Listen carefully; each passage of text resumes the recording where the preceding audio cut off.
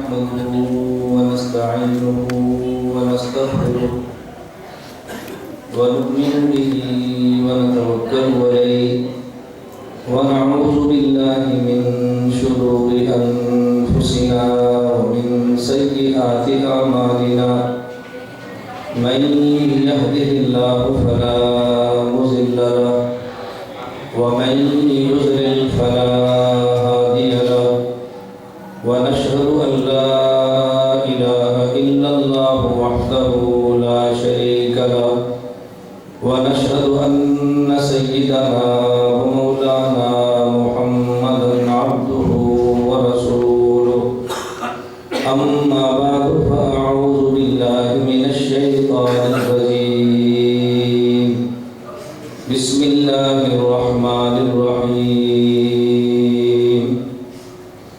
الحمد لله رب العالمين الرحمن الرحيم مالك يوم الدين إياك نعبد وإياك نستعين اهدنا الصراط المستقيم صراط الذين أنعمت عليهم غير المغضوب عليهم ولا الضالين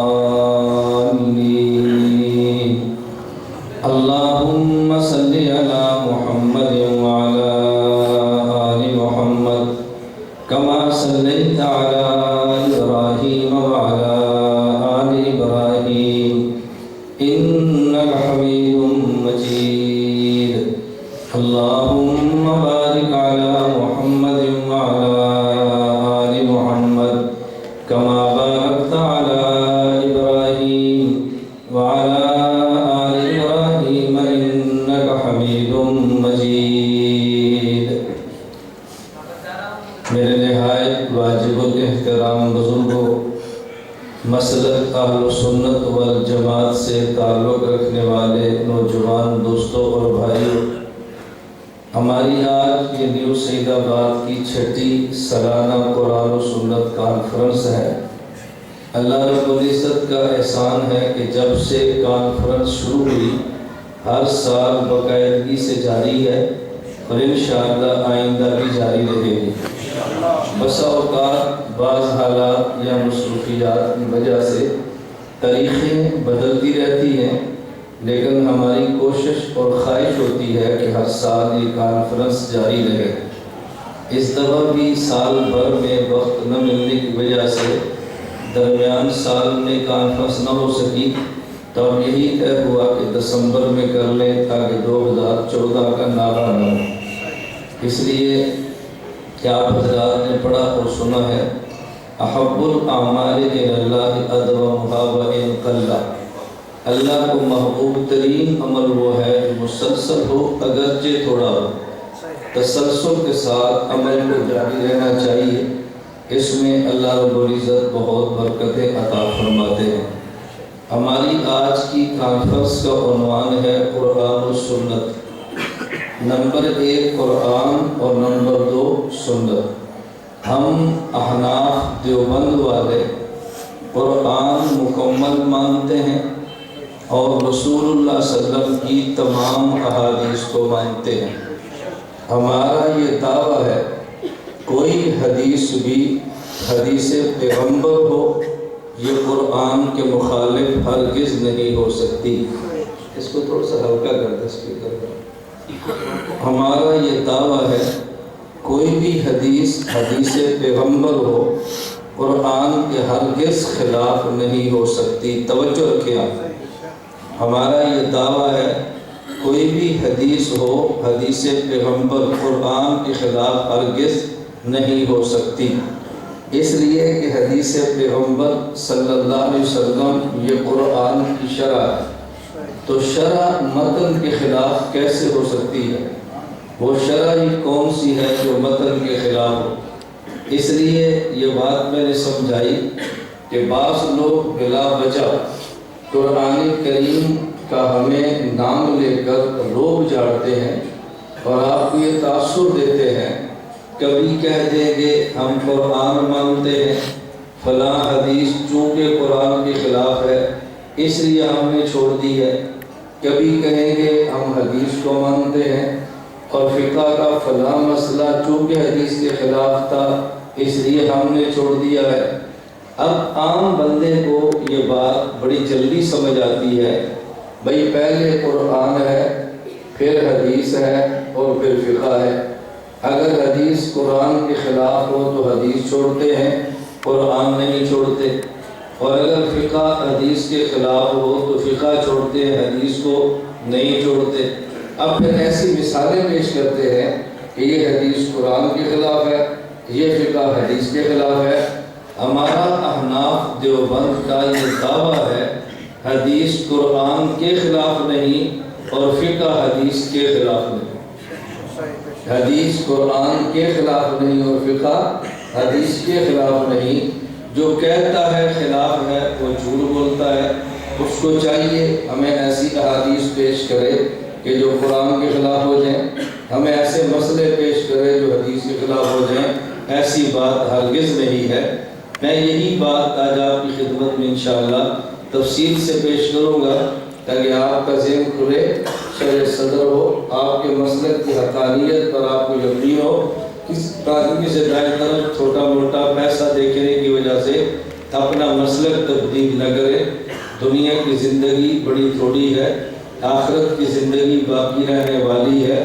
دنیا کے مفادات پہ لعنت بھیجو اور آخرت کی زندگی کو ترجیح دینی چاہیے۔ میں اس پہ بات سمجھانے لگا ہوں کہ حدیث پیغمبر قرآن کے خلاف ہرگز نہیں ہوتی۔ اگر کوئی حدیث قرآن کے خلاف ہو نظر آئے، توجہ رکھنا، حدیث پیغمبر قرآن کے خلاف ہرگز نہیں ہوتی، اور اگر قرآن کے خلاف نظر آئے تو اہل نظر سے نظر کا علاج کروائیں۔ حدیث قرآن کے خلاف نظر بھی نہیں آئے گی۔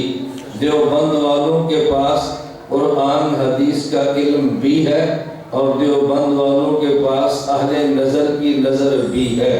ہم عقیدے کو دلیل سے پیش بھی کرتے ہیں، اور اگر نظر میں کوتاہی ہو اہل نظر سے نظر کا علاج بھی کرواتے ہیں۔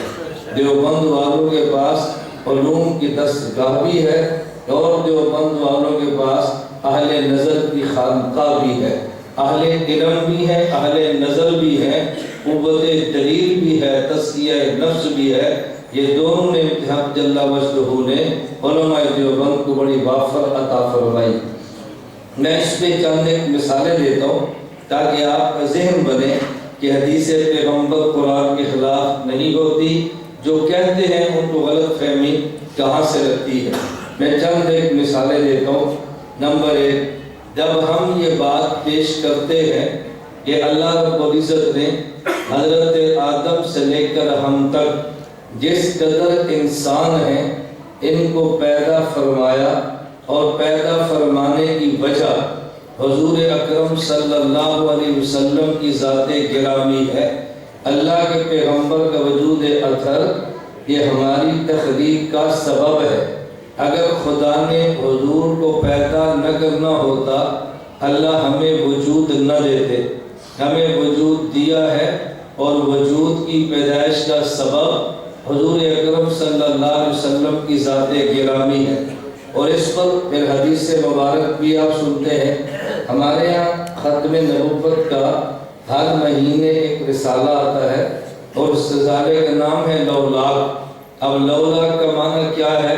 حدیث پیغمبر میں ہے اللہ رب العزت نے حضرت آدم علیہ نبی کے نام علیہ السلام فرمایا لولا محمد لما خلقتک، اے آدم اگر میں نے حضرت محمد کو پیدا نہ کرنا ہوتا میں تجھے پیدا نہ کرتا۔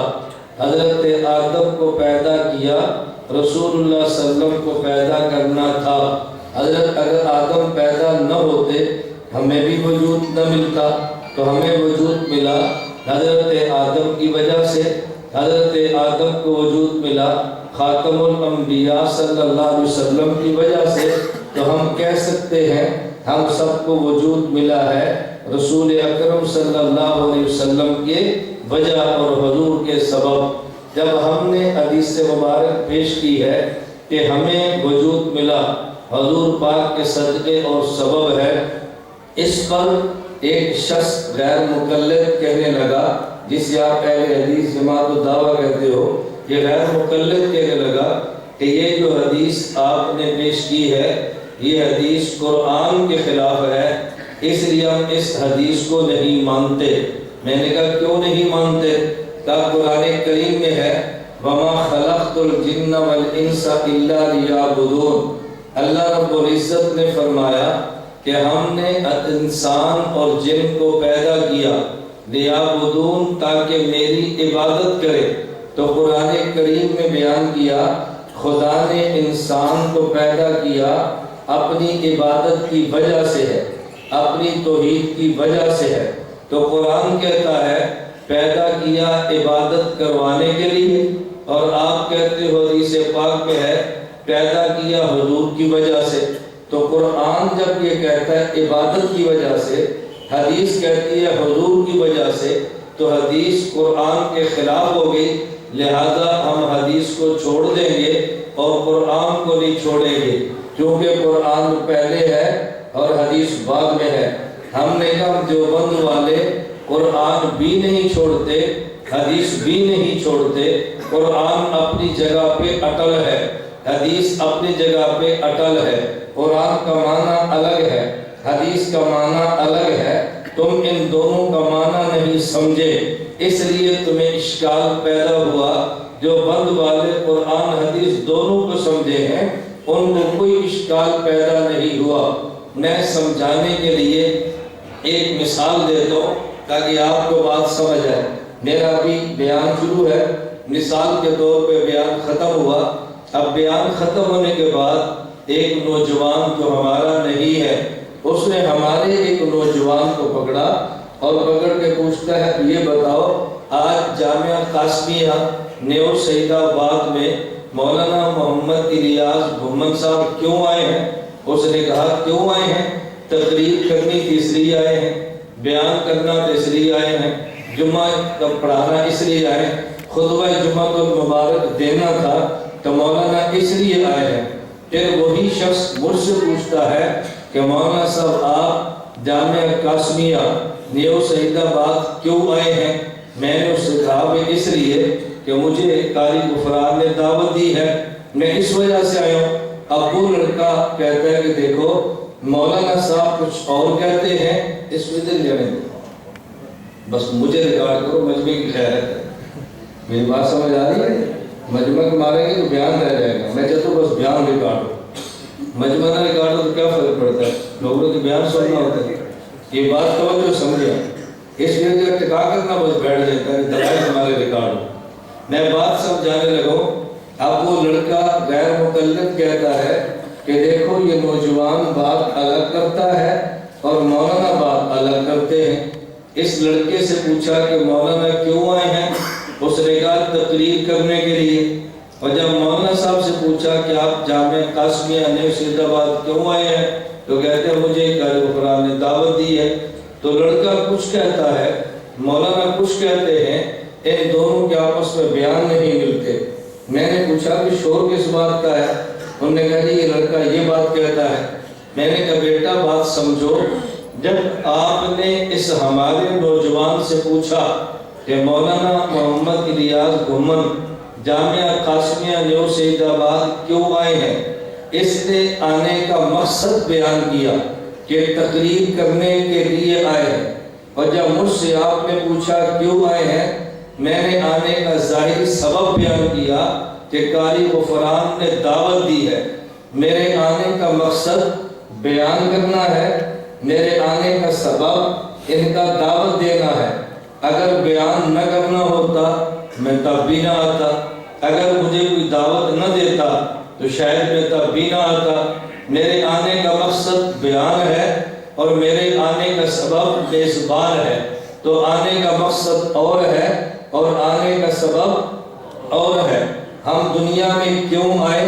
قرآن کریم بولا وَمَا خَلَقْتُ الْجِنَّ وَالْإِنسَ إِلَّا لِيَعْبُدُونَ، میں نے پیدا کیا، مقصد عبادت خدا ہے۔ اور ہم دنیا میں کیوں آئے؟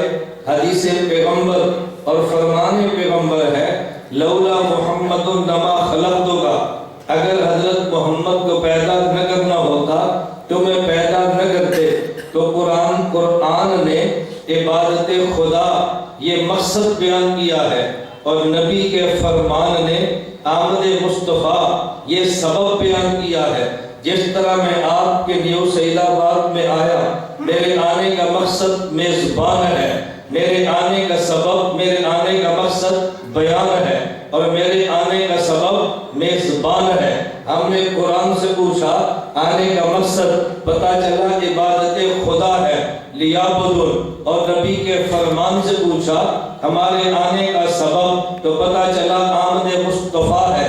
جس طرح میرے آنے کا سبب بیان ہے، آنے کا مقصد بیان ہے، آنے کا سبب میزبان ہے۔ ہمارے دنیا میں آنے کا مقصد عبادت خدا ہے جو قرآن میں ہے، اور آنے کا سبب یہ آمد مصطفیٰ ہے جو پیغمبر کے فرمان میں ہے۔ ہم قرآن بھی مانتے ہیں، نبی کا فرمان بھی مانتے ہیں۔ ہم قرآن بھی مانتے ہیں، نبی کا فرمان بھی مانتے ہیں۔ آپ بتاؤ ان دو باتوں میں کوئی ٹکراؤ ہے؟ کوئی ٹکراؤ نہیں، لیکن یہ تب سمجھ آئے جب دماغ ہو۔ جب دماغ نہ ہو تو بات سمجھ کہاں سے آئے؟ اس لیے ہم ان کے لیے دعا کرتے ہیں اللہ ان کو دماغ دے، اللہ ان کو عقل دے، یہ جانوروں کی طرح نہ گھومیں، انسانوں کی طرح بازار میں چلیں۔ تو میں بات سمجھا رہا تھا آنے کا مقصد الگ ہے اور آنے کا سبب الگ ہے۔ قرآن نے آنے کا بیٹا یہ تو نکل جو اندر سے، میرے ہر دل سے یہ مصیبت ہوتی ہے کہ میرے ہاتھ سے میرے کیمرہ نہیں سیٹ کر سکتے۔ آپ نے تھوڑا سا ہلنے سے پھر گرنا، اس میں آپ کا قصور نہیں ہے۔ جب آدمی کو اچانک ایسے اٹھتا ہے تو اسے میں اس لیے آنے سے پہلے کہ تو بھی آدھا گھنٹہ ہو گیا میں بیٹھا ہوں، آ کر نہ اسپیکر ٹھیک ہو رہا ہے نہ کیمرہ ٹھیک ہو رہا ہے۔ جب آتا ہوں کہ وہ اسپیکر ٹھیک کرتے ہیں، جب آتا ہوں پھر کیمرہ ٹھیک کرتے ہیں۔ محمد اسلام الدین آدھا گھنٹہ ٹھیک کرتے ہیں لیکن اسپیکر کوئی نہیں ٹھیک کرتے ہیں۔ آپ کو صرف اس کا اندازہ نہیں ہے۔ یہ لوگ ہیں نا خدا کی سے پوچھو، یہ جو باہر جلسے نہیں سنتے تو نیٹ پہ تقریریں سنتے، پھر باہر سے مجھے لوگ فون کر کے کہتے ہیں کہ مولانا صاحب آپ کی تصویر صاف نہیں تھی۔ اب میں کیسے بتاؤں بھائی اوپر بلب نہیں تھا؟ مولانا صاحب آپ کا ساؤنڈ ٹھیک نہیں تھا۔ اب میں کیسے بتاؤں کہ جو سعید آباد کا اسپیکر ٹھیک نہیں تھا؟ اب میں نے لائٹ اور اسپیکر ساتھ بیگ میں لے کر تو نہیں چلنا نا۔ چلیں بات اچھی طرح سمجھیں۔ میں اس لیے کبھی رونا روتا ہوں کہ ذاکر نائک کی خوبی ہے کہ اس کو مرید بڑے اچھے ملے، ہماری بدبختی کہ میں مرید نہیں مل رہے۔ اور دیکھیں نا اس کا مجمع کتنا ہوتا ہے، یہ جتنے لوگ آپ بیٹھے ہیں یہ ذاکر نائک کا مجمع ہوتا ہے۔ ایسے تھوڑا ہونا تھا، وہ تو ایسے کرسیاں لگی ہونی ہیں، ٹینٹ لگا ہونا ہے، لائٹیں ہونی ہیں، 4 کیمرے ہونے ہیں، اور لوگوں نے کہا کتنے لوگ، وہ تھوڑے مجمع کو زیادہ دکھاتے ہیں، آپ بڑے مجمع کو تھوڑا دکھاتے ہیں۔ ایسے ہوتا ہے یہ نفسیاتی جنگ ہے، میڈیا کی نفسیاتی جنگ وہ لڑتے ہیں۔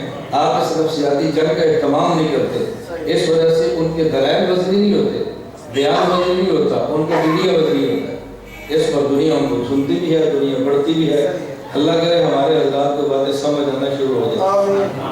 میں بھی یہ تھے اصغر وریدے بیٹھے، میں سب سے کہہ رہا تھا کہ سعید آباد کے سارے لوگ غریب نہیں ہیں، کھاتے پیتے لوگ ہیں، تاجر ہیں، کاروباری ہیں، لیکن اپنا پیسہ مسلک اور عقیدے پر نہیں لگائیں گے۔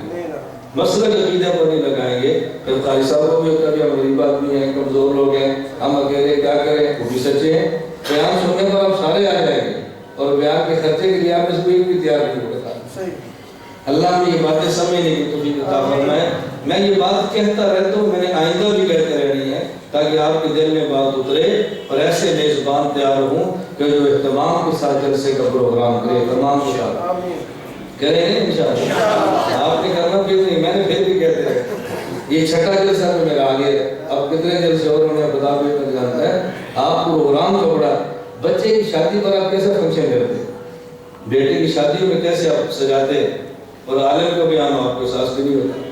بیٹے کے نکاح میں مہمان ہے تو آپ کیسے مکان بناتے ہیں، اور مولوی مہمان ہے تو قاری قرآن جانا اس کا بات جانا ہے، کوئی نہیں پوچھتا کہ ہم نے جگہ دینی ہے، گھر دینا ہے، کھانا دیکھنا ہے، رہائش کون سی ہوگی، سوال ہی پیدا نہیں ہوتا۔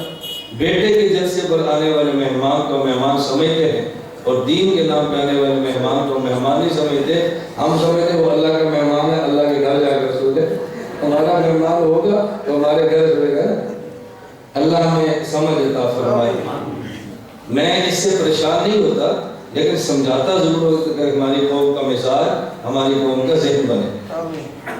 میں عرض یہ کر رہا تھا، قرآن بھی مانتے ہیں، حدیث بھی مانتے ہیں۔ حدیث قرآن کے خلاف نہیں ہے، بعض لوگوں کو حدیث قرآن کے خلاف نظر آتی ہے جبکہ حدیث قرآن کے خلاف نہیں۔ میں نے ایک نظریہ پیش کیا ہے۔ نمبر 2، ہمارا احناف دیوبند کا نظریہ ہے، توجہ رکھنا، احناف دیوبند کا نظریہ ہے، حضرت رسول اکرم صلی اللہ علیہ وسلم جب معراج کی رات عرش پہ گئے ہیں، اللہ کا دیدار کیا ہے۔ معراج کی رات عرش پہ گئے ہیں، اللہ کا دیدار کیا ہے، خدا نے اپنا دیدار کروایا ہے۔ حدیث پاک میں حدیث مبارک موجود ہے، حضرت عبداللہ بن عباس رضی اللہ عنہما فرماتے ہیں، ان محمد قد رأى ربہ، کہ حضور اکرم صلی اللہ علیہ وسلم نے اللہ کا دیدار کیا ہے۔ حضرت ابن عباس فرماتے ہیں، انس بن مالک رضی اللہ عنہ کی حدیث ہے کہ رسول اکرم صلی اللہ علیہ وسلم نے اللہ کا دیدار فرمایا ہے، حضور عرش پہ گئے ہیں اور خدا کا دیدار کیا ہے۔ اب ایک غیر مقلد اہل حدیث کہنے لگا کہ ہم اس بات کو نہیں مانتے کہ اللہ کا دیدار حضور نے کیا۔ کیوں نہیں مانتے؟ کہتے ہیں اس لیے کہ یہ حدیث قرآن کے خلاف ہے، اور جب حدیث قرآن کے خلاف ہو پھر قرآن کو لیتے ہیں، حدیث کو چھوڑ دیتے ہیں۔ ہم نے کہا آیت کون سی ہے؟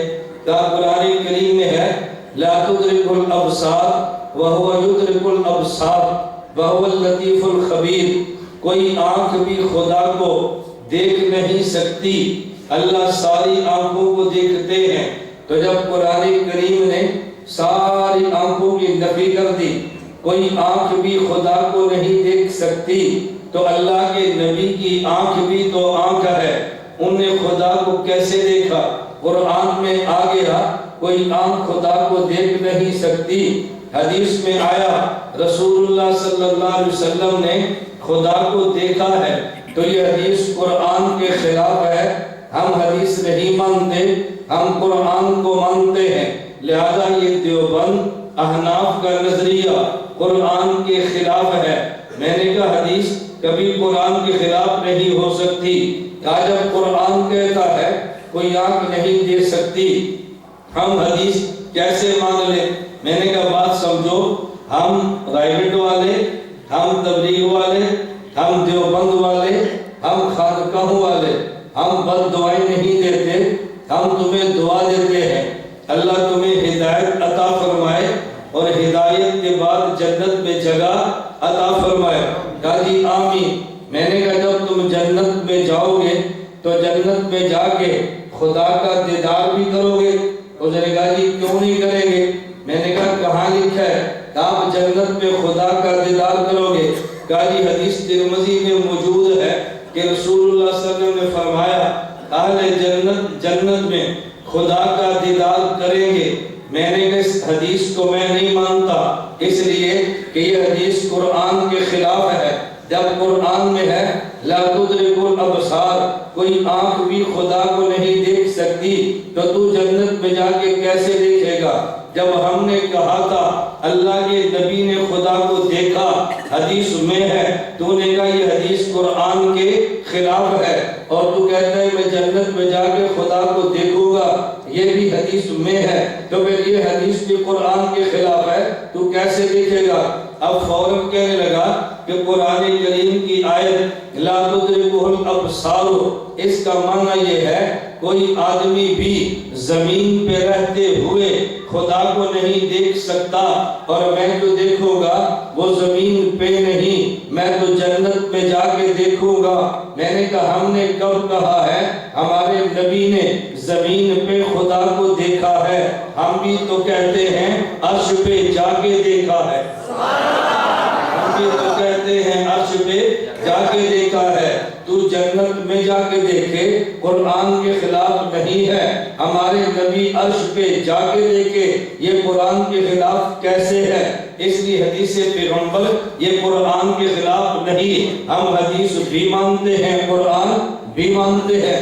پھر ایک شخص مجھے کہنے لگا جب آپ یہ عقیدہ رکھتے ہیں تو صحیح بخاری میں حدیث موجود ہے، ام المومنین امی عائشہ رضی اللہ عنہا کا یہ عقیدہ نہیں تھا۔ ام المومنین امی عائشہ رضی اللہ عنہا فرماتی ہیں اگر کوئی یہ کہے اللہ کے نبی نے اللہ کو دیکھا ہے، یقین کر لو وہ جھوٹ بولتا ہے۔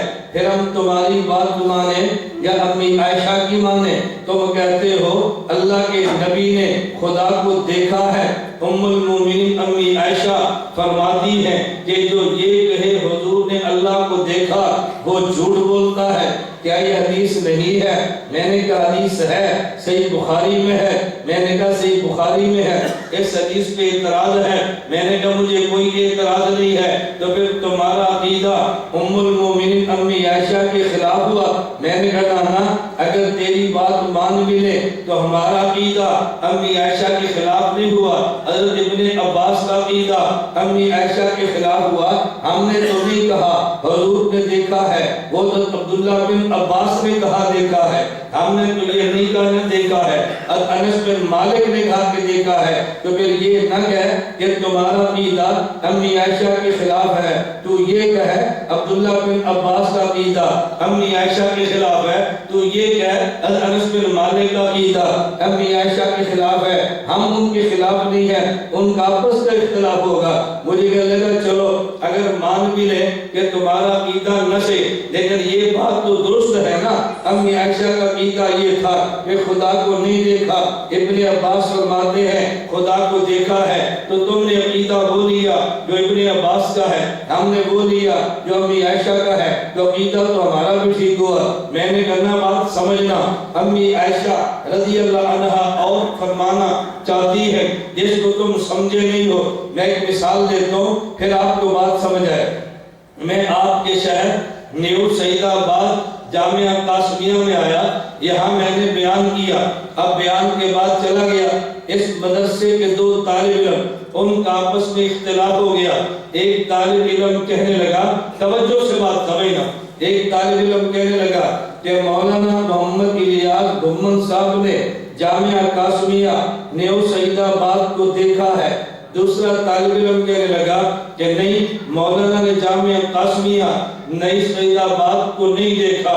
اب یہاں مدرسہ بچوں کا بھی ہے اور ساتھ بچیوں کا بھی ہے۔ ایک لڑکا کہنے لگا دیکھا ہے، دوسرا کہنے لگا نہیں دیکھا۔ اب ان کو قاری صاحب بلا کے پوچھتے ہیں بھئی تمہارا کیا اختلاف ہے؟ ایک کہتا ہے جی مولانا نے جامعہ قاسمیہ دیکھا ہے، دوسرا کہتا ہے نہیں دیکھا۔ مولانا پر ماننے لگے بھئی جو کہتا ہے جامعہ قاسمیہ دیکھا ہے اس کی بات تو سمجھ آ رہی ہے، جامعہ قاسمیہ آئے ہیں، بیان کیا ہے، ان کی آنکھیں بھی ہیں، تو جامعہ قاسمیہ دیکھا بھی ہے۔ اور تو جو کہتا ہے نہیں دیکھا، تو کیوں کہتا ہے؟ وہ کہتے ہیں جی میرا مقصد یہ ہے کہ جامعہ قاسمیہ کو اوپر سے دیکھا ہے، باہر سے دیکھا ہے، اندر کمرے نہیں دیکھے، تفصیلات نہیں دیکھی، بنات کے مدرسے کا دروازہ دیکھا ہے، اندر سے دستگاہیں نہیں دیکھی۔ یہ دیکھنا کون سا دیکھنا ہے؟ ادھر بیان کیا، ادھر سے گھوم کے چلے گئے ہیں، اندر سے تو مدرسہ دیکھا ہی نہیں ہے۔ قاری صاحب فرمانے لگے تم دونوں ٹھیک کہتے ہو، جو یہ بات کہتا ہے مولانا نے دیکھا وہ بھی ٹھیک ہے، اور جو کہتا ہے نہیں دیکھا وہ بھی ٹھیک ہے۔ جس نے کہا دیکھا ہے وہ کہتا ہے اجمالاً، تو جس نے کہا نہیں دیکھا اس نے کہا تفصیلاً۔ ام المومنین امی عائشہ فرماتی ہیں حضور نے خدا کو نہیں دیکھا، یہ بھی ٹھیک ہے۔ ابن عباس فرماتے ہیں دیکھا ہے، یہ بھی ٹھیک ہے۔ کیا مطلب؟ حضرت عبداللہ بن عباس فرماتے ہیں رسول اللہ صلی اللہ علیہ وسلم نے اللہ کو دیکھا ہے اجمالاً، امی عائشہ فرماتی ہے نہیں دیکھا تفصیلاً، تو دیکھا اجمال کے درجے میں ہے، نفی تفصیل کے درجے کی ہے۔ اس لیے امی عائشہ بھی ٹھیک ہے، ابن عباس بھی ٹھیک ہے رضی اللہ تعالیٰ عنہما۔ کبھی دو صحابہ میں اختلاف ہو جائے، لوگ سمجھتے ہیں اختلاف کیوں ہے، بلا وجہ جھگڑتے اور لڑتے ہیں۔ میں ایک مثال دیتا ہوں، حضور اکرم صلی اللہ علیہ وسلم دنیا سے چلے گئے، نبی پاک پر وفات آ گئی، حضور دنیا سے چلے گئے، حضور اکرم صلی اللہ علیہ وسلم پر موت آ گئی۔ یہ صحیح بخاری میں روایت موجود ہے، صحابہ کرام نے کہا رسول اللہ صلی اللہ علیہ وسلم پہ موت آ گئی ہے۔ حضرت عمر بن خطاب رضی اللہ عنہ فرمانے لگے حضور پر موت نہیں آئی، حضور زندہ ہیں۔ اب دیکھو کچھ صحابہ کہتے ہیں موت آ گئی اور کچھ کہتے ہیں موت نہیں آئی، بعض کہتے ہیں موت ہے، حضرت عمر فرماتے ہیں حیات ہے۔ اب ایک آدمی کہے گا بھئی صحابہ کا آپس میں اختلاف ہے، کدھر جائے؟ لیکن تو صحابہ کے اختلاف اللہ کی نبی کی موت کے بارے میں ایسے ہی ہے جیسے دو فرشتوں کے اختلاف حضور پاک کی نیند کے بارے میں ہے۔ نیند اور موت آپس میں دونوں بہنیں ہیں، جیسے امتی کی نیند نبی کی نیند جدا جدا ہے، ایسے امتی کی موت اور نبی کی موت بھی جدا جدا ہے۔ نبی کی نیند اور طرح، امتی کی نیند اور طرح، تو پیغمبر کی موت اور طرح، امتی کی موت اور طرح۔ اب بات سمجھنا، صحیح بخاری میں روایت موجود ہے، رسول اللہ صلی اللہ علیہ وسلم رات آرام فرما رہے تھے، دو فرشتے خواب میں آگے، ایک فرشتے نے کہا حضور پاک سو رہے ہیں، دوسرے فرشتے نے کہا حضور جاگ رہے ہیں۔ ایک نے کہا سو رہے ہیں اور ایک نے کہا جاگ رہے ہیں۔ رسول اللہ صلی اللہ علیہ وسلم صبح نیند سے اٹھے، آپ نے مسئلہ سمجھایا کہ ان دونوں فرشتوں نے ٹھیک کہا، جو کہتے ہیں جاگ رہے ہیں وہ بھی ٹھیک کہتا ہے، جو کہتے ہیں سو رہے ہیں وہ بھی ٹھیک کہتا ہے۔ کیوں؟ جس کی نگاہ نبی کی آنکھ پر ہے وہ کہتا ہے سو رہے ہیں، اور جس کی نگاہ نبی کے دل پر ہے وہ کہتا ہے جاگ رہے ہیں۔ کیوں؟ نبی کی نیند ایسے ہوتی ہے کہ آنکھ پہ نیند ہوتی ہے اور دل جاگتا ہے۔ صحیح بخاری میں یہ بھی روایت موجود ہے، ام المومنین امی عائشہ رضی اللہ عنہ فرماتی ہیں رسول اللہ صلی اللہ علیہ وسلم نے تہجد پڑھے، اس کے بعد آپ سو گئے، آپ نے وضو نہیں کیا، بغیر وضو کے اٹھ کے وتر پڑھ لیے۔ امی عائشہ نے پوچھا کہ یا رسول اللہ آپ نے وضو کے بغیر وتر پڑھے تو سونے سے وضو ٹوٹتا نہیں ہے؟ اللہ کے نبی نے فرمایا یا عائشہ عینیہ تنامان ولا ینام قلبی، دیکھو میں نبی ہوں اور میری آنکھ سوتی ہے، میرا دل جاگتا ہے۔ اب ایک فرشتہ کہتے ہیں سو رہے ہیں، دوسرا فرشتہ کہتے ہیں جاگ رہے ہیں، تو جس کی نگاہ نبی کی آنکھ پر ہے اس نے کہا سو رہے ہیں، اور جس کی نگاہ نبی کے دل پر ہے اس نے کہا جاگ رہے ہیں۔ حضور پہ موت آ گئی ہے تو جن صحابہ کی نگاہ نبی کی آنکھ پر ہے ان نے کہا جی موت ہے، حضرت عمر کی نگاہ نبی کے دل پر ہے تو انہوں نے کہا حیات ہے۔ اب اس میں جھگڑے کی بات تو کوئی نہیں ہے، آنکھ کو دیکھے تو موت ہے اور دل کو دیکھے تو حیات ہے، آنکھ کو دیکھے تو نیند ہے اور دل کو دیکھے تو بیداری ہے۔ اس لیے ام المومنین امی عائشہ فرما رہی ہیں حضور نے خدا کو نہیں دیکھا، یعنی خدا کی حقیقت، خدا کی ماہیت اور تفصیل سے نہیں دیکھا۔ حضرت عبداللہ بن عباس فرماتے ہیں دیکھا ہے، یعنی ظاہراً اجمال کے درجے میں دیکھا، ایک نور تھا جو نظر آیا لیکن تفصیلاً نہیں دیکھا۔ امی عائشہ بھی ٹھیک ہیں، ابن عباس بھی ٹھیک ہیں، ہم دونوں کو مانتے ہیں۔ توجہ رکھنا، اب ہمارا نظریہ حدیث پیغمبر قرآن کے خلاف نہیں ہے، اور کبھی کبھی اس کے برعکس معاملہ بھی چل پڑتا ہے۔ آپ کہیں گے وہ کیسے؟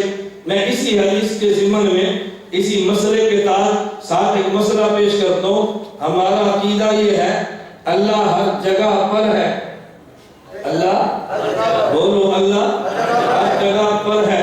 غیر مقلد اہل حدیث کہیں گے کہ نہیں جی اللہ عرش پر ہے، اللہ ہر جگہ میں نہیں ہے۔ اب کبھی حدیث پیش کریں گے، مجھے حدیث پیش کرنے لگے اور جی آپ معراج کی رات کو مانتے ہیں؟ میں نے کہا مانتے ہیں۔ معراج کی رات حضور کہاں گئے تھے؟ میں نے کہا عرش پہ گئے تھے۔ کہتے حدیث پاک میں، توجہ رکھنا، حدیث پاک میں ہے اللہ نے اپنے نبی کو عرش پہ فرمایا ادنو ادنو ادنو، قریب ہو جا، میرے محمد قریب ہو جا۔ اگر اللہ عرش پہ نہیں تھے تو پھر کیسے کہا قریب ہو جا؟ اللہ عرش پہ ہیں تبھی تو یہ حدیث ٹھیک ہوگی نا، ادنو قریب ہو جا۔ بات سمجھ آئی؟ عرش پہ اللہ نے بلایا، اپنے نبی کو کیا فرمایا؟ ادنو قریب ہو جا۔ تو اللہ عرش پہ ہے تو تبھی کہا نا قریب ہو جا۔ اگر اللہ عرش پہ نہیں ہے تو پھر حضور نے کس کے قریب ہونا ہے؟ یہ حدیث بتاتی ہے اللہ عرش پر ہے۔ میں نے کہا نہیں، اگر اس حدیث سے پتہ چلا اللہ عرش پر ہے تو ہم دیوبند والے نبی کا فرمان بھی مانتے ہیں، اللہ کا قرآن بھی مانتے ہیں۔ میں قرآن پڑھنے لگا ہوں، آپ مانا کرنا۔ قرآن کریم 30واں پارہ سورۃ العلق میں ہے، اللہ فرماتے ہیں اسجد، اے میرے بندے سجدہ کر۔ سجدے کا معنی وضع الجبہۃ علی الارض، اپنی پیشانی زمین پہ رکھ دے۔ اب اسجد کا معنی یہ نہیں ہے عرش پہ آ جا، اسجد کا معنی اپنی پیشانی زمین پہ لگا دے۔ عرش اوپر ہے، زمین نیچے ہے، خدا فرماتے ہیں سجدہ کر، یعنی اپنی پیشانی کو زمین پہ رکھ کے نیچے چلا جا۔ اللہ کیوں جائیں، سجدہ کیوں کریں؟ آگے وجہ بیان فرما دیے، فرمایا اقترب، میرے قریب ہو جا، میرے قریب ہو جا۔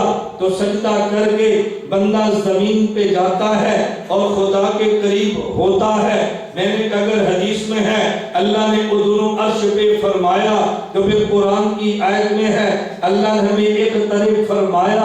اقترب کا معنی عرش پہ جانا نہیں ہے، اقترب کا معنی زمین پہ پیشانی ٹکا کے خدا کے قریب ہونا ہے۔ تو پھر دیوبند کا عقیدہ ہمیں سمجھ آ گیا، اللہ عرش پر بھی ہے، مصطفیٰ کو ادنو عرش پہ فرمایا، اللہ فرش پر بھی ہے، ہمیں زمین پہ اقترب فرمایا۔ پتہ یہ چلا کہ میرے مصطفیٰ کی شان کے لائق عرش ہے، انہیں عرش پہ ادنو کہا ہے۔ ہماری حیثیت کے مطابق فرش ہے، ہمیں فرش پہ اقترب کہا ہے، انہیں ادنو وہاں کہا ہے، ہمیں اقترب یہاں کہا ہے۔ خدا وہاں پر بھی ہے، ادنو جو آیا ہے یہاں پر بھی ہے، اقترب جو آیا ہے خدا فرش پر بھی ہے، خدا عرش پر بھی۔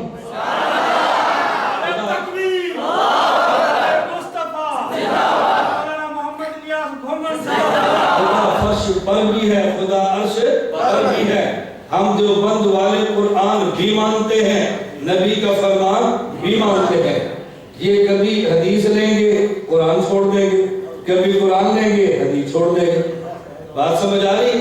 پہلے دو مسئلوں پہ کس کو چھوڑا؟ حدیث کو چھوڑا۔ نہیں جی حدیث قرآن کے خلاف ہے، ہم حدیث نہیں لیتے، اور اب ادنو حدیث میں نظر آیا تو قرآن چھوڑ دیا۔ ہم دیوبند والے حدیث کی وجہ سے قرآن نہیں چھوڑتے اور قرآن کی وجہ سے حدیث بھی نہیں چھوڑتے، قرآن بھی مانتے ہیں، حدیث بھی مانتے ہیں۔ ہم قرآن بھی مانتے ہیں، حدیث بھی مانتے ہیں۔ توجہ رکھنا۔ ایک اور مسئلہ میں ایک اور اسی عنوان پہ ذرا پیش کر لوں۔ ہمارا نظریہ کہ جب آدمی خدا کے راستے میں قتل ہو جائے، اللہ کے راستے میں شہید ہو جائے تو یہ زندہ ہے۔ اللہ کے راستے میں قتل ہو جائے زندہ ہے، خدا کے راستے میں شہید ہو جائے تو زندہ ہے۔ اب ان کا نظریہ جو قبر میں پیغمبر کی حیات کو نہیں مانتے، اہل حدیث بھی ہے، مماتی بھی ہے، پیغمبر کی حیات کو نہیں مانتے۔ ایک مولوی صاحب تقریر کرنے لگے، کہتے ہیں اگر تم کہتے ہو زندہ ہے تو جب شہید کی میت آ جائے، شہید کا جنازہ آ جائے تو تم دعا کیا پڑھتے ہو؟ اللہم اغفر لحینا وحینا، اللہم اغفر لحینا وحینا، کیا پڑھتے ہو؟ بولو اللہم اغفر لحینا، تو شہید تو زندہ نہیں ہے، بولو تو میت نہ کیوں پڑھتے؟ یہ ان کا اعتراض، ہمارا نہیں کون کا۔ بات سمجھ آ رہی؟ وہ کہتے ہیں جب شہید کا جنازہ ہو آپ دعا پڑھتے ہیں اللہم اغفر لحینا ومیتنا، جب زندہ ہے تو میتنا کیوں پڑھتے ہو؟ کون اللہم اغفر لحینا وحینا، زندہ جو ہوا۔ میں نے کہا آپ ثابت کیا کرنا چاہتے ہیں کہ شہید زندہ نہیں ہے؟ قرآن کریم میں ہے لا تقولوا لمن يقتل في سبيل الله اموات بل احیاء، بل قرآن کہتے ہیں زندہ۔ اب وہ کیا ثابت کر رہا ہے؟ اور یہ حدیث میں آتا ہے زندہ نہیں ہے۔ تو میں نے کہا تمہارا اصول تو یہ تھا جب حدیث قرآن کے خلاف ہو تو حدیث کو چھوڑ دو، قرآن کو۔ اب اصول چھوڑ دیا، نہیں سمجھے؟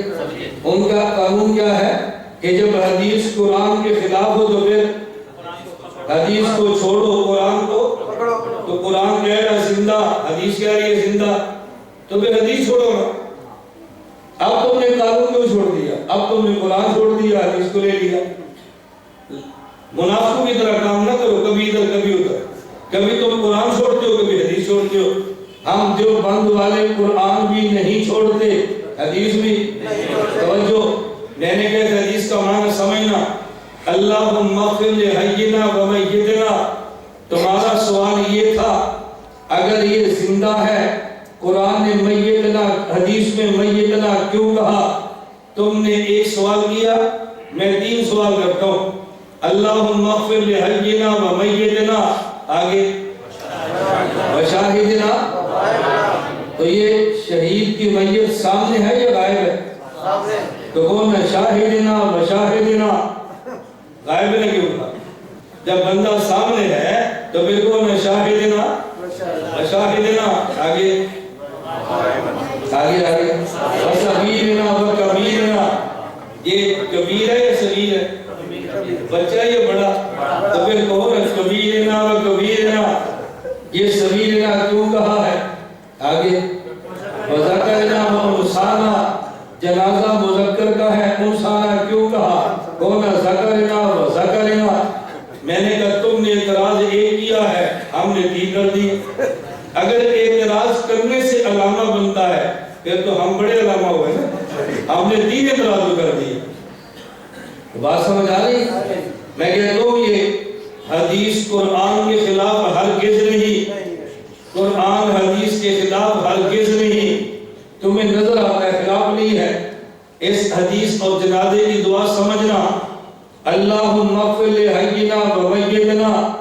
اگر جنازہ شہید کا ہے اللہم اغفر لحینا و میتنا کہہ کے غیر شہید کو دعا میں شامل کیا ہے، اور اگر جنازہ غیر شہید کا ہے میتنا حینا کہہ کے شہید کو شامل کیا ہے، جنازہ موجود کا ہے غائبنا کہہ کے جو موجود نہیں تھے دعا میں شامل کیا ہے، جنازہ کبیر کا ہے صغیرنا کہہ کے بچے کو شامل کیا ہے، جنازہ مرد کا ہے انثانا کہہ کے عورت کو شامل کیا ہے، جنازہ عورت کا ہے ذکرنا کہہ کے دعا میں مردوں کو شامل کیا۔ اس لیے ہم قرآن بھی مانتے ہیں، حدیث بھی مانتے ہیں۔ میں سمجھا یہ رہا تھا حدیث پیغمبر کبھی بھی قرآن کے خلاف ہرگز نہیں۔ ہم حدیث بھی مانتے ہیں، قرآن بھی مانتے ہیں۔ اس لیے عقیدہ اور سمجھے، ہمارا عقیدہ ہے انبیاء قبروں میں زندہ ہیں، انبیاء قبروں میں سب کو انبیاء قبروں میں زندہ ہیں۔ ایک آدمی کہنے لگا یہ زندہ ہے دلیل، ہم نے کہا الانبیاء، کیوں دیکھتے ہو تو یہ ہمارا عقیدہ نہیں ہے، پھر کیوں شک پڑا تمہیں؟ کسی مولوی کا نہیں ہوگا جو بیٹھا ہوا ہے، ہم ہیں جو بند والے، ہم آج عقیدہ کی بات کر رہے ہیں۔ یہ دیکھو تبلیغ والے بیٹھا رہے ہیں، ان سے پوچھو، یہ سب سے پہلی بات کہیں گے ہمارا دعویٰ کیا ہے؟ اللہ نے کامیابی پورے دین میں رکھی ہے یا پورے دین میں رکھی ہے؟ بتاؤ بھائی پورے دین، تو پورے دین کا معنی میں آج عقیدے بیان کرو، ہم پورا دین بیان کریں، ہم پورے دین والے ہیں، ادھورے دین والے نہیں ہیں۔ بات سمجھ آئی؟ پورے دین والے ادھورے دین والے۔ میں تبلیغ والوں سے پوچھتا ہوں، تبلیغ والوں سے آپ نے پورا تبلیغ بننا ہے ادھورا بننا ہے؟ پھر وہ فضائل مان لو جس کے آخر میں فضائل درود بھی، اور دکان والے سے کہو ہمیں وہ فضائل مان لو جس میں فضائل درود بھی۔ بعض دکانداروں نے فضائل درود الگ کر دیا ہے، لوگ ہمارے اوپر اعتراض کرتے ہیں بھائی تبلیغ والوں فضائل درود کیوں نکالا ہے؟ میں نے کہا تبلیغ والوں نے، دکانداروں نے نکالا۔ حضرت شیخ کی حکایت صحابہ بھی مانتے ہیں، فضائل قرآن بھی مانتے ہیں، فضائل نماز بھی مانتے ہیں، فضائل ذکر بھی مانتے ہیں اور فضائل درود بھی مانتے ہیں۔ جو فضائل درود نہ مانے اور باقی فضائل مانے وہ تبلیغ والا ادھورا ہے، میں اسے نہیں مانتا، ہم پورے کو مانتے ہیں۔ ہم تبلیغ والے ادھورے یا پورے؟ بولو بھئی ادھورے یا پورے؟ یہ جتنے عقائد میں بیان کر رہا ہوں یہ سارے فضائل ایمان میں ہیں، یہ سارے فضائل صدقات میں ہیں، میں نے کوئی بحث عقیدہ بیان نہیں کیا۔ فرق یہ ہے کہ آپ کو تلاش کرنا پڑے گا کہاں لکھا ہے، کہاں لکھا ہے، کہاں لکھا ہے، ہمیں پتہ ہے کہاں کہاں لکھا ہو۔ اللہ میں بات سمجھنے کی توفیق عطا فرمائے۔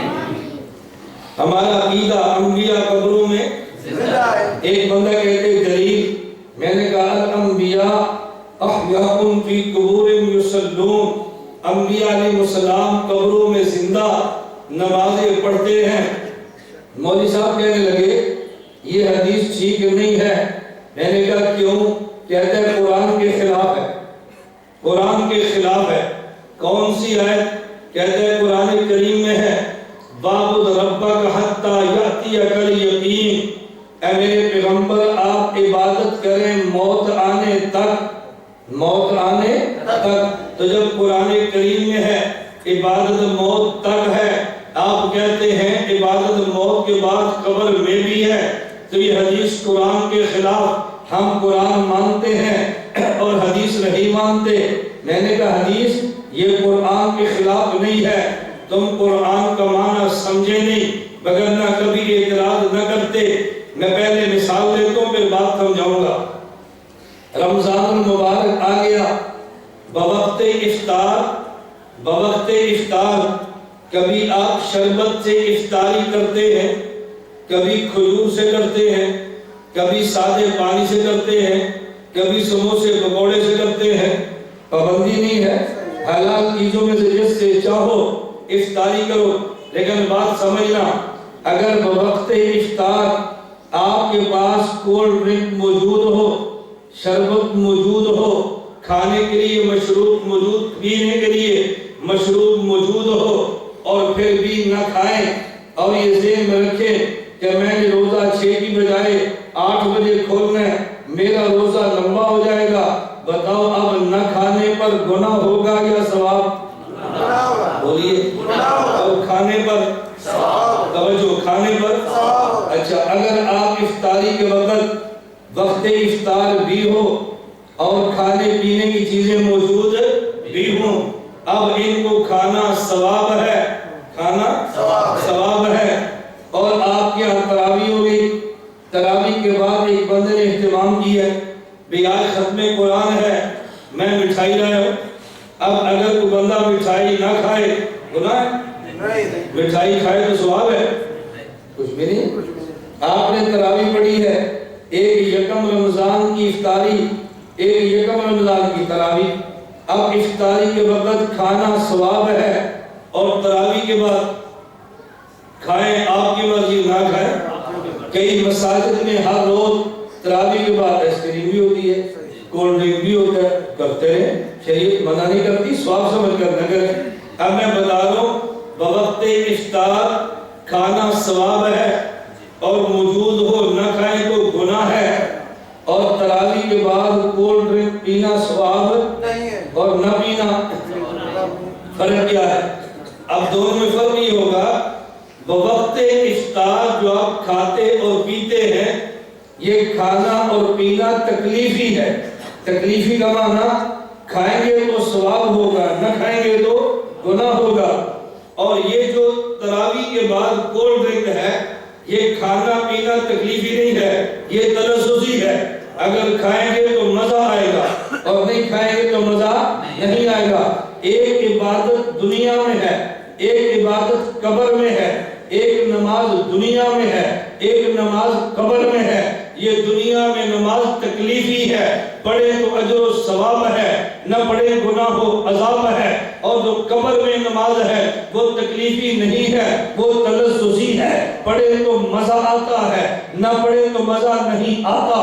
قرآن نے وَاعْبُدْ رَبَّكَ حَتَّىٰ يَأْتِيَكَ الْيَقِينُ فرمایا، میرے پیغمبر موت تک آپ نے عبادت کرنی ہے، یہ عبادت تکلیفی ہے۔ الانبیاء احیاء فی قبورہم یصلون، نبی قبر میں نماز پڑھتے ہیں، وہ نماز تلذذی ہے، نماز تکلیفی الگ ہے، تلذذی الگ ہے۔ قرآن نے نماز تکلیفی کی بات کی ہے، پیغمبر کے فرمان نے نماز تلذذی کی بات کی ہے۔ قرآن میں عبادت اور ہے، حدیث میں عبادت اور ہے۔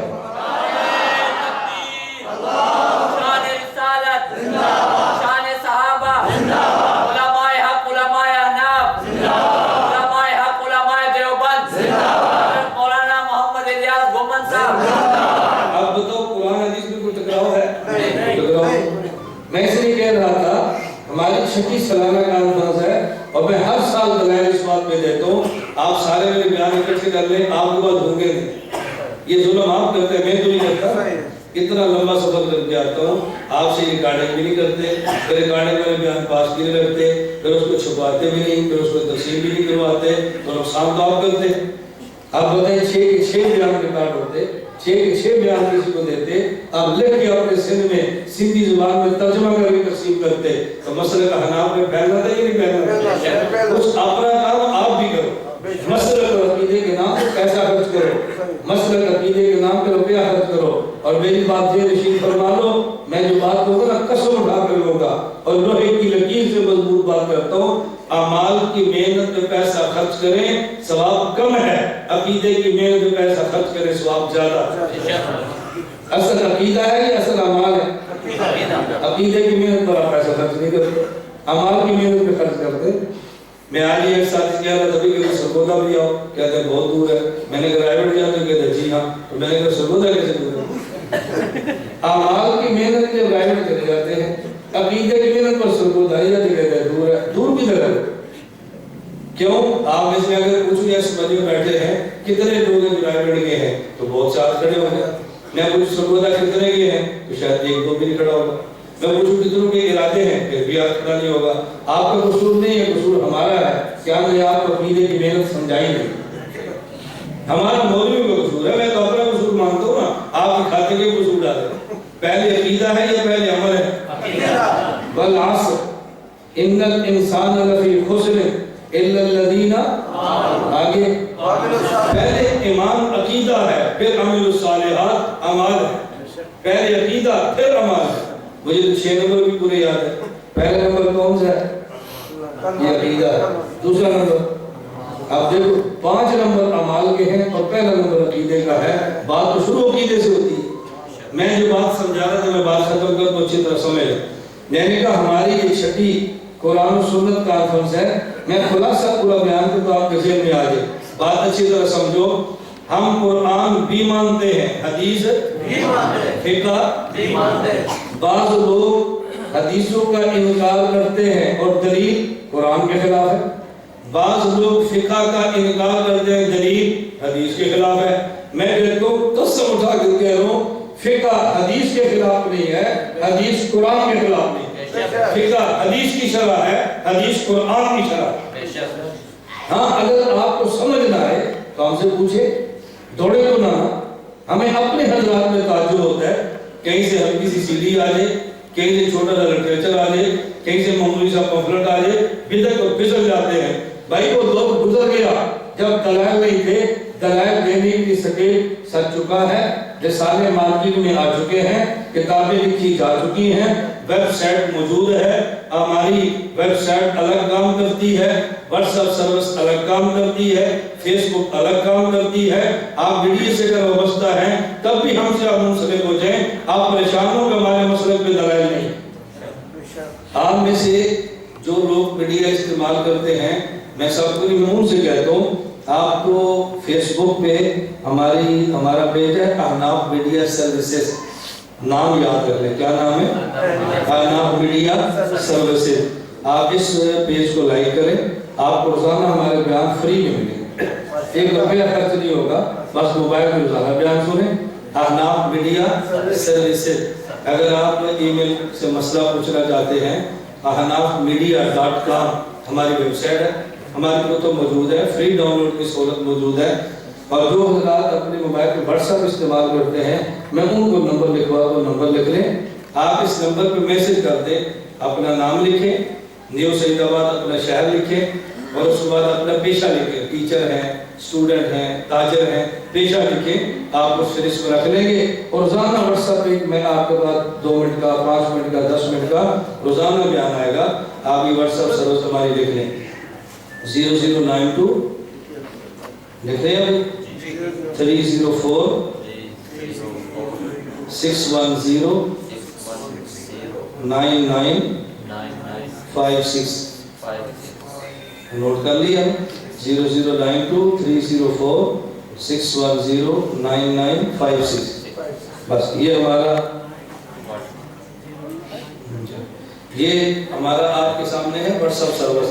آپ اس پہ اپنا میسج کر دیں گے تو آپ کا واٹس ایپ سروس میں آپ آ جائیں گے، روزانہ گھر بیٹھے بیٹھے آپ کے پاس ہے، گھر بیٹھے بیٹھے مشقت ہم نے کرنی ہے، آپ نہیں کرتے، ہم نے بیان بھی کرنے ہیں، پھر ڈاؤن لوڈ بھی کرنے ہیں، ایک کلپ بھی بنانے ہیں، پھر واٹس ایپ سروس کو بھی چلانا ہے۔ آپ اسے میں کھول کے تماشا دیکھ رہے ہیں، مزہ آ گیا، مزہ آ گیا، مزہ آ گیا۔ آپ بیٹھے بیٹھے مزے لیں، اور پھر آپ کے شہر میں گڑبڑ کرتے ہیں آپ آگے میسج کریں۔ میں اس لیے کہتا ہوں کہ میرے ساتھ یہ گزری ہے، میں بھی دبئی میں ایک جگہ بیٹھا تھا، ایک تبلیغ کے ساتھی تھے، بھائی فیکن کا نام ہے، میمن فیملی تھی، تو مجھے ملنے کے لیے آ گئے، مولانا عمر صاحب، میں نے کہا جی ہاں، اس نے کہا یقین فرمائے آپ کی واٹس ایپ سروس نے یہاں غیر مقلدین کے ناک میں دم کر دیا۔ میں نے کہا کیوں؟ کہتا ہم ایک میسج کرتے ہیں، ہم 5 کرتے ہیں، ایک کرتے ہیں، ہم 10 پھینکتے ہیں، اس موضوع پہ جواب ہی نہیں ہوتا۔ تو جو آپ کی ضرورتیں تھی ہم نے اس کے مطابق کام کیا ہے۔ تو میں خلاصہ بیان کرتا اپنی ذہن میں رکھ لے، ذرا توجہ سماعت فرمائیں۔ ہم قرآن بھی مانتے ہیں، حدیث بھی مانتے ہیں، حدیث پیغمبر قرآن کے خلاف نہیں ہے۔ آج میں نے اس پہ اپنے بیان کی ہے، اگلا عنوان یہ رکھیں کہ فقہ حدیث کے خلاف نہیں۔ میں ہر سال ایک عنوان دے کر جاتا ہوں، آئندہ سال اس عنوان کی بات کریں گے، آپ کو نہ پچھلا یاد ہوتا ہے نہ اگلا یاد ہوتا ہے، نہ وہ ذہن میں رکھتے ہیں نہ یہ ذہن میں رکھتے ہیں۔ اور میں 6 سال پرانی باتیں، پہلے سال یہ بیان تھا، دوسرے سال یہ بیان تھا، تیسرے سال یہ بیان تھا، میں نے چند ایک عقیدے بیان کیے ہیں، آپ اس کو ذہن میں رکھ لیں۔ نمبر 1، ہمارا نظریہ اللہ پاک نے ہمیں پیدا کیا سبب حضور کی ذات ہے، آگے ذہن میں۔ اس کے خلاف میں قرآن کی آیت پیش کی، وَمَا خَلَقْتُ الْجِنَّ وَالْإِنسَ إِلَّا لِيَعْبُدُونِ۔ میں نے اس کے جواب سمجھایا، ہماری پیدائش کا مقصد عبادت خدا ہے، ہماری پیدائش کا سبب آمد مصطفیٰ ہے۔ قرآن نے مقصد بیان کیا ہے اور حدیث پاک نے سبب بیان کیا ہے۔ ہم مقصد بھی مانتے ہیں اور سبب بھی مانتے ہیں، قرآن بھی مانتے ہیں، حدیث بھی مانتے ہیں۔ نمبر 2، میں نے نظریہ پیش کیا کہ رسول اللہ صلی اللہ علیہ وسلم نے اللہ کی ذات کو دیکھا ہے، اس کے خلاف کو آیت پیش کی، لیکن قرآن میں کوئی آنکھ اللہ کو دیکھ نہیں سکتی۔ میں نے اس کا جواب دیا کہ زمین پہ رہ کر نہیں دیکھ سکتی، زمین کے اوپر جنت اور عرش پہ جا کے دیکھ سکتی ہے۔ حضور نے دیکھا ہے، زمین پہ رہ کر نہیں دیکھا بلکہ حضور نے عرش پہ جا کر دیکھا ہے، ہم اس کو مانتے ہیں۔ تیسرا نظریہ میں نے آپ کی خدمت میں پیش کیا، ہم انبیاء کو قبر میں زندہ مانتے ہیں، انبیاء کی نماز بھی مانتے ہیں۔ انہوں نے کہا قرآن کے خلاف ہے، قرآن کریم میں ہے کہ موت تک عبادت کرو، اور آپ کہتے ہیں کہ قبر میں بھی عبادت کرو۔ میں نے اس کا جواب کیا دیا کہ قرآن کریم میں عبادت تکلیفی ہے اور قبر میں عبادت تلذذی ہے۔ قرآن نے عبادت اور بتائی ہے اور حدیث میں عبادت اور بتائی ہے۔ پھر میں نے عرض کیا کہ انہوں نے جو حدیثیں پیش کی، کہتے ہیں دیکھو ہم حدیث میں عقیدہ پیش کرتے ہیں اور آپ کا عقیدہ یہ بھی ہے۔ نمبر 1، حضور عرش پہ گئے تو اللہ نے فرمایا ادنو، میرے قریب ہو جا۔ اگر اللہ عرش پہ نہیں تھے تو کسے فرمایا ادنو؟ کیوں فرمایا ادنو؟ میں نے کہا قرآن کریم میں ہے اس جو پیغمبر سجدہ کریں وقترب اور قریب ہو جائے، تو اگر کوئی حدیث میں ادنو ہے، قرآن میں ایک قریب ہے، پتہ چلا اللہ عرش پر بھی ہے، ادنو فرمایا، فرش پر بھی ہے، ایک قریب فرمایا ہے۔ حدیث پاک میں ہے اللہم اغفر لحینا ومیتنا، پتہ چلا کہ شہید زندہ نہیں ہے۔ ہم نے کہا قرآن میں ہے بل احیا، شہید زندہ ہے، حدیث پاک کو سمجھے نہیں ہے، فرمایا اللہم اغفر لحینا، شہید، اور اگر غیر شہید ہو تو میتنا، بڑا ہو کبیرنا صغیرنا کہہ کے چھوٹے کو شامل کیا، مرد ذکرنا انثانا کہہ کے عورت کو شامل کیا، اور حاضر شاہدنا غائبنا کہہ کر غائب کو شامل کیا۔ میں نے بات یہ سمجھائی ہے، ہم قرآن بھی مانتے ہیں، حدیث بھی مانتے ہیں، دیوبند والے مانتے بھی ہیں، تلاوت بھی کرتے ہیں، دنیا میں پھیلاتے بھی ہیں۔ یہ ہمارا زبانی دعویٰ نہیں ہے، آپ کو دنیا میں گھوم کے دیکھ لو، جس قدر قرآن کے مدرسے دیوبند والوں کے ہیں کسی اور کے نہیں ملیں گے، جتنے مدرسے حدیث دیوبند والوں کے حدیث کے ہیں کسی اور کے نہیں ملیں گے۔ ایک اکوڑا خٹک میں جا کے دیکھو 1500 طالب علم دورہ حدیث میں ہے، ان کے سارے طالب علم ملاؤ تو شاید 1500 نہ ملے۔ وہاں ایک مدرسے میں دورے کے طلباء یقین فرمائیں 1500، اور دارالعلوم دیوبند اگر آپ دیکھیں تو 8,000 طلباء دارالعلوم دیوبند کے مدرسے میں آتے ہیں، اور داخلے کی جگہ رہائش کی جگہ نہیں ملتی۔ دیوبند والے قرآن کی بات بھی کرتے ہیں، حدیث کی بات بھی کرتے ہیں، اور پیغمبر کی سنت کی اشاعت کی بات بھی کرتے ہیں۔ دیوبند والوں نے سارے کام کیے۔ ہمارے امام اعظم ابو حنیفہ نے پیغمبر کی سنتوں کو جمع کیا ہے، ہماری تبلیغی جماعت نے پیغمبر کی سنتوں کو دنیا میں زندہ کیا ہے۔ عالمی اتحاد اہل سنت والجماعت ہماری جماعت نے سنت کا تحفظ کیا ہے، تو سنت کو جمع ہمارے امام نے کیا، سنت کو زندہ ہماری تبلیغی جماعت نے کیا، اور سنت کا تحفظ دلائل کے ساتھ آپ کی جماعت عالمی اتحاد اہل سنت والجماعت نے کیا ہے۔ جب دنیا میں کام ہم کریں گے بدنام بھی ہم ہوں گے، جب کام ہم کریں گے پتھر بھی ہمیں لگیں گے، جب کام ہم کریں گے الزامات بھی ہم پہ لگیں گے۔ لیکن اللہ کا شکر یہ ہے اب الزامات لگتے نہیں، لگانے والے جواب بھی دیتے ہیں۔ ابھی میں کل دیکھ رہا تھا، آپ نے بھی دیکھا، سانحہ پشاور کے بعد ہمارے پاکستان کے وزیر داخلہ چودھری نثار صاحب کا بیان ہے، انہوں نے کہا میں گارنٹی کے ساتھ کہتا ہوں کہ 90% سے زیادہ مدارس ایسے ہیں جو کسی دہشت گردی کے اندر قطر ملوث رہی ہے۔ ان دینی مدارس کا تعلق دہشت گردی سے نہیں ہے۔ ہم دہشت گردی پہ لعنت بھی بھیجتے ہیں، دہشت گردی کی مذمت بھی کرتے ہیں، دہشت گردوں کو کیسے کردار تک پہنچانے کی بات بھی کرتے ہیں۔ ہم اس معاملے میں قطر کسی دہشت گرد کی حوصلہ افزائی نہیں کرتے۔ بے گناہ بچوں کی جان لینا، وہ بچہ مدرسے کا ہو، وہ بچہ اسکول کا ہو، بچہ مسلمان کا ہو، بچہ کافر کا ہو، بچے سب کے بچے ہیں۔ ہم قطر ان بچوں کی جان کی بات نہیں کرتے، عورتوں کے تحفظ کی بات کرتے ہیں، بچوں کی سرپرستی کی بات کرتے ہیں، قرآن و حدیث کی تعمیم کی بات کرتے ہیں، ان علوم کے نشر کی بات کرتے ہیں۔ یہ واحد دیوبند کا طبقہ ہے۔ آپ اسمبلی میں جاؤ تو ہمیں وہاں جمعیت مولانا فضل الرحمان بیٹھے نظر آئیں گے۔ جب بھی خلاف شریعت قانون سازی ہوتی ہے جمعیت آپ کو میدان عمل میں نظر آئے گی۔ آپ دیکھ لیں تحفظ ناموس صحابہ ہماری جماعت وہاں پہ موجود ہے، اب کڑیاں جیلیں قربانی سب برداشت کی ہے، لیکن پیغمبر کے ناموس کے تحفظ کی بات کی ہے۔ آپ مدارس کو دیکھ لیں، گلی گلی چوک چوک اور چھوٹے کوٹ اور دیہاتوں میں جا کر دیکھیں، وہاں بھی دینی مدرسے دیوبند والوں نے قائم کر دیے ہیں۔ تبلیغی جماعت کو دیکھیں، اپنا کھانا، اپنے بستر، اپنا خرچ، اپنا وقت، اور صرف یہ دنیا کی بات نہیں، اور صرف پاکستان نہیں پوری دنیا میں گھوم کے دیکھیں۔ ابھی گزشتہ ہفتے میں سری لنکا میں تھا، یقین کریں میں خوشی بھی ہوئی اور تعجب بھی ہوا۔ آج سے 40 سال قبل سری لنکا میں 500 مسجدیں تھی، آج تبلیغی جماعت کی محنت کی برکت سے 2550 مسجدیں۔ آج سے 40 سال قبل 2-4 مدرسے تھے، اب 5 مدرسے رجسٹرڈ وہاں موجود ہیں۔